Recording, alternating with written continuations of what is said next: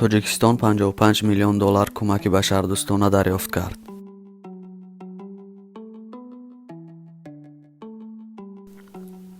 ҷумҳурии Тоҷикистон соли 2019 аз 55 кишвари ҷаҳон кӯмаки башардӯстона дарёфт кардааст.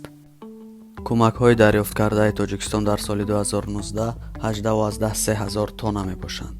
кӯмакҳо аслан дар шакли доруворӣ ва ҳамзамон маводи ғизоӣ ирсол гардидаанд. дар нимсолаи аввали соли 2019 ба ҷумҳурии Тоҷикистон умуман бо маблағи 25,5 миллион доллар маводи доруворӣ ва таҷҳизоти тиббӣ ворид гардидааст. тибқи иттилои Вазорати тандурустии Тоҷикистон, аз маблағи умумӣ ворид гардида беш аз 6 миллион доллар кӯмаки башардӯстона мебошад. зикр мегардад, ки 35% кӯмаки башардӯстона, ки ба Тоҷикистон ироа шуд, саҳми Русия мебошад. кӯмакрасонии Чин низ назаррас мебошад. наздики 22% кӯмакҳои дарёфтшуда ба Чин рост меояд. мақоми Фаронса дар раддабандии кишварҳои ёрирасон ба ҷумҳурии Тоҷикистон сеюм буда, ҳаҷми кӯмаки ироа кардаи ин кишвар ба 9,3% баробар аст.